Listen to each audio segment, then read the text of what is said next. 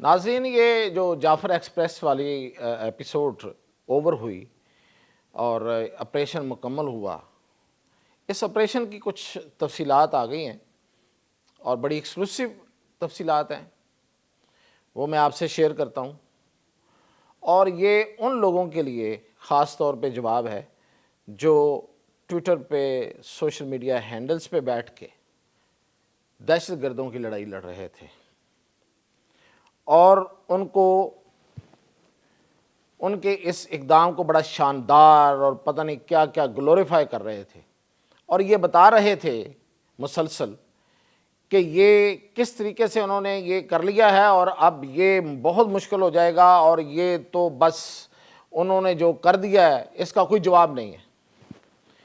ایک تو یہ ساری میں جو تفصیل بتاؤں گا اس میں اس کا جواب مل جائے گا، اور دوسرا یہ کہ اب آئندہ کیا ہونے جا رہا ہے، اور پھر یہ کہ دہشت گردوں کی حمایت کرنے والے وہ کوئی بھی ہے، وہ جتنا بڑا سینئر صحافی ہے، جتنا بڑا وہ تجزیہ کار ہے یا جو دانشور ہے، وہ ذرا اپنے گریبانوں میں منہ ڈالیں اور غور کریں جو میں سوالات اٹھاؤں گا اینڈ پہ۔ تو سب سے پہلے تو میں آپ کو بتاؤں کہ جب یہ ٹرین والا انہوں نے یہ ایپیسوڈ کیا ہے اور انہوں نے وہاں پہ جو پٹری ہے اس کو اڑایا تھا اور ٹرین رک گئی، تو اس وقت یہ جو ادھر ادھر سے یہ جو لوگ اپنے سے جنہوں نے کوئی فلمیں دیکھ کے کوئی کہانیاں بنائی ہوئی تھیں کہ جی وہ ٹرین کے اندر موجود تھے، وہ ایسے کر کے نکلے اور اوپر چڑھ گئے اور انہوں نے ایسے لوگوں کو پوری ٹرین کو یرغمال بنایا، اور پھر یہ کہ وہ سرنگ کے اندر تھی اور سرنگ کے اندر تو کوئی ایک بندہ بھی ساتھ داخل نہیں ہو سکتا، اتنی ٹائٹ وہ سرنگ ہے، وہاں پہ آپریشن ہونا ناممکن ہے، اور انہوں نے ایسا کام کر دکھایا ہے کہ اس کا کوئی جواب نہیں ہوگا، اس کو کیسے ریسکیو کریں گے، لوگوں کو کیسے بچائیں گے۔ یہ انہوں نے جو ہاہاکار، اور ہاہاکار نہیں تھی یہ بیسیکلی یہ وہ ان لوگوں کو گلوریفائی کر رہے تھے اور ان کی جو سو کالڈ بہادری کے قصے بیان ہو رہے تھے۔ آپ نے سنے ہوں گے کہ ایسے بہت سے لوگ تھے۔ بھائی خدا کی پناہ، پہلی بات تو یہ ہے کہ آپ جو کر رہے ہیں وہ بہت برا کر رہے ہیں، شاید آپ کو اس چیز کا احساس ابھی نہیں ہے، ہو جائے گا کہ آپ اپنے ملک کے خلاف، آپ اپنی ریاست کے خلاف یہ سب کچھ کر رہے ہیں، ٹھیک ہے۔ وہ جو بیٹھے ہوئے ہیں، جو بندوق اٹھائی ہوئے ہیں، جنہوں نے کیا وہ تو بغض لیتے ہیں، اسی وقت ان کے ساتھ کچھ نہ کچھ ہوتا ہے، لیکن آپ نے جو بندوق یہاں پہ جو آپ کی واریر بنے ہوئے ہیں، اور یہ جو آپ بندوقیں چلا رہے ہیں اور یہ جو آپ بٹن دبا کے جو فائرنگ کر رہے ہیں نا، یہ اپنی نسلوں کو تباہ کر رہے ہیں۔ تو یہ ہوا یہ ہے کہ جی جیسی وہ وہاں پہ گاڑی رکی ہے تو یہ دہشت گرد باہر سے آئے ہیں، کوئی اندر سے نہیں آیا۔ یہ اب کہانی وہاں سے باہر آنے والوں نے بتا دی ہے، جو وہاں سے نکل کے آئے ہیں انہوں نے سب بتا دیا ہے کہ وہ باہر سے آئے ہیں، انہوں نے ہاسٹیج بنایا۔ باقی ظاہر ہے، ایک سمجھ میں آنے والی بات ہے کہ وہ ہاسٹیج بنا کے ان کو لے گئے، لیکن دیکھیں یہ جو کہہ رہے تھے کہ جی سرنگ ہے اور بڑا مشکل ہے، ان کو یہ نہیں پتا کہ 2008 میں یہ اسی طرح کا ایک واقعہ پاکستان کی فورسز اس کو ریزالو کر چکی تھیں، وہ ایسا ایک آپریشن پہلے سے ہو چکا ہے۔ کوہاڑ پشاور سرنگ اگر آپ کو یاد ہو تو اس وقت طالبان دہشت گردوں نے اس سرنگ پہ قبضہ کر لیا تھا، اور اس میں پاکستان آرمی کے لوگ شامل تھے، فوجی شامل تھے، ان کو انہوں نے یرغمال بنایا تھا، وہاں پہ فوج کی گاڑیاں وہاں پہ وہ لے کے جو ان کو لے کے جا رہی تھی، ان سب کو انہوں نے یرغمال بنا لیا تھا۔ تو کیا وہ آپریشن نہیں ہوا تھا؟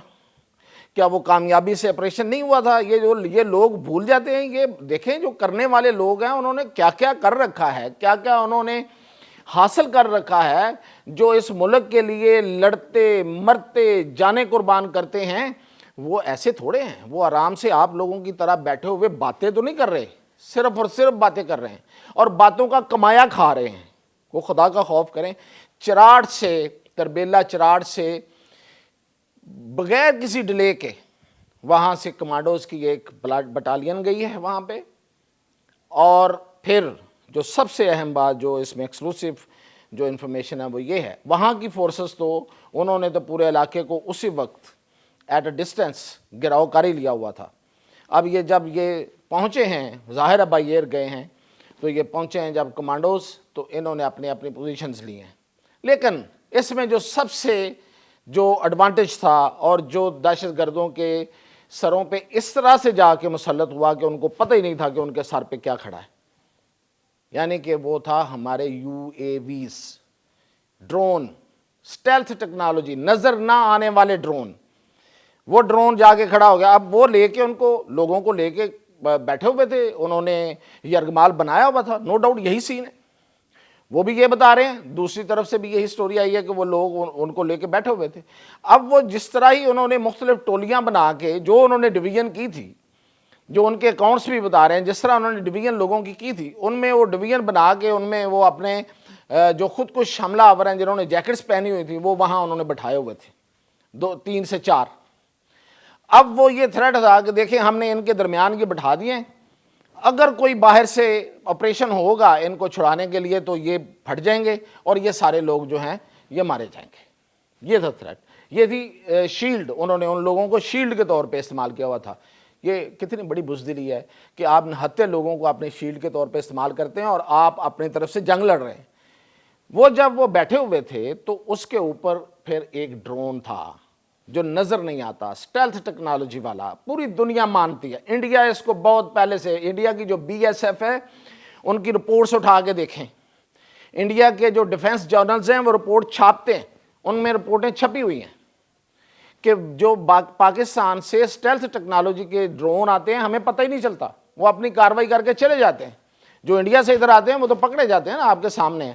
انڈیا کی بارڈر سیکورٹی فورس خود یہ مانتی ہے ہمارے ڈرونز کی اس صلاحیت کو کہ یہ اسٹیلتھ ٹیکنالوجی والے ہیں، یہ آتے ہیں خاموشی سے اور اپنی کاروائی کر کے چلے جاتے ہیں. یہ وہ والا ڈرون وہاں استعمال ہوا ہے.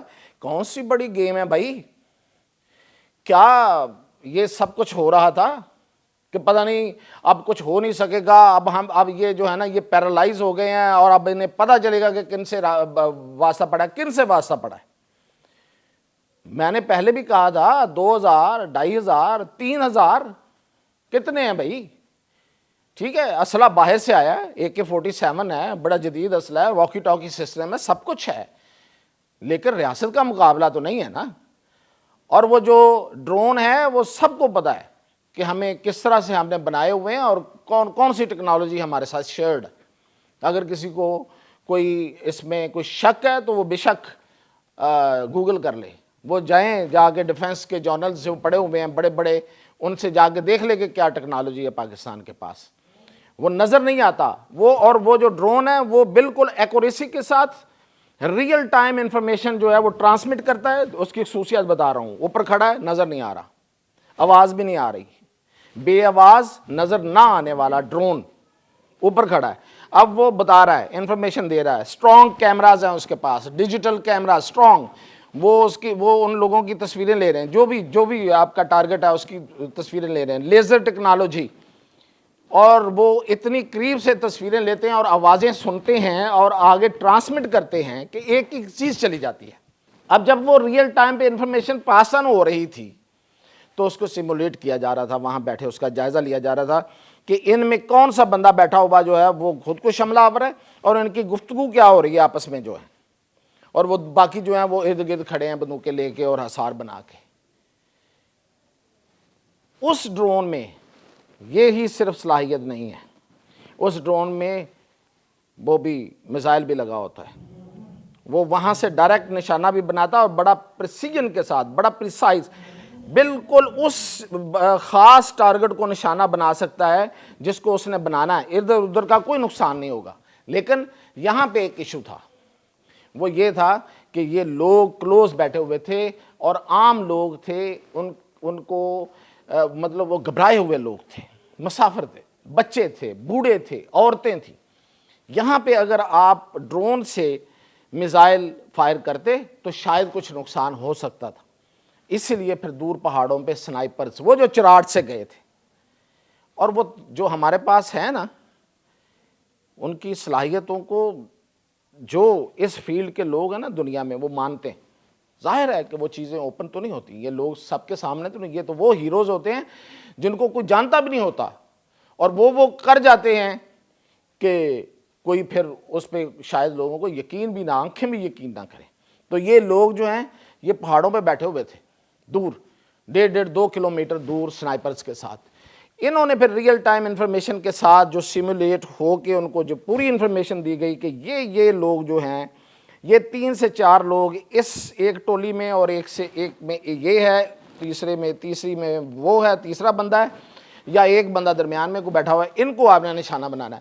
انہوں نے بڑا پریسائزلی ان کو نشانہ بنایا اور وہ مارے گئے. جب وہ نشانہ لگ رہے تھے ایک کے بعد ایک کے ساتھ وہ گر رہے تھے تو جو باہر کھڑے تھے ان میں پھر بگدڑ مچ گئی. ان میں ایک وہ فوری طور پہ انہیں سمجھ نہیں آئی کہ کیا ہوا ہے ان کے ساتھ. یہ وہی ہے، اگر آپ نے فلم دیکھی ہو نا مسٹر انڈیا، تو اس نے انگوٹھی پہنی ہوئی اور غائب ہو جاتا اور چپیڑے مارتا اور پتہ ہی نہیں چلتا کہ چپیڑیں کہاں سے آئی ہیں.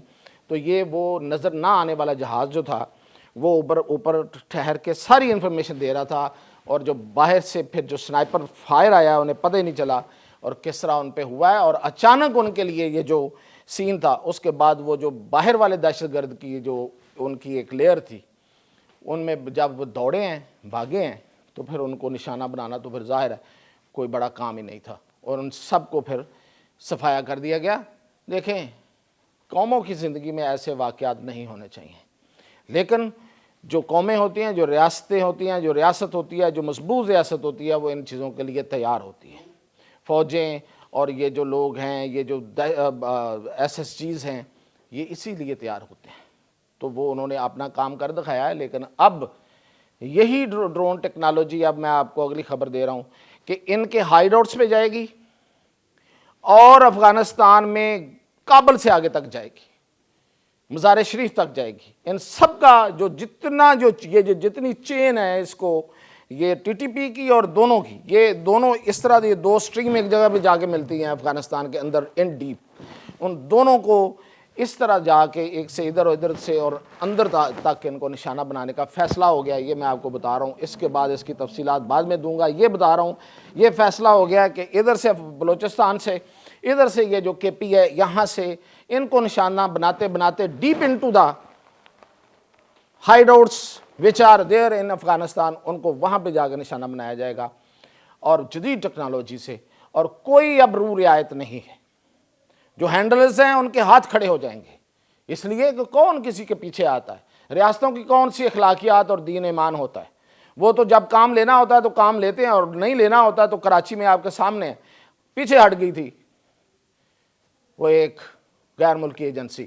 کہاں ہے وہ بندہ جو خدا کے لہجے میں بولتا تھا کراچی میں؟ تو اسی طرح ہوتا ہے. تو اسی طرح ان کے ساتھ ہے. تو جو باہر بیٹھے ہوئے ہیں، جو لوگ جو ہمارے صفوں میں بیٹھے ہوئے ہیں، میں ان سے پوچھتا ہوں کہ کس اخلاقیات کے تحت ان لوگوں نے بندوق اٹھائی ہے.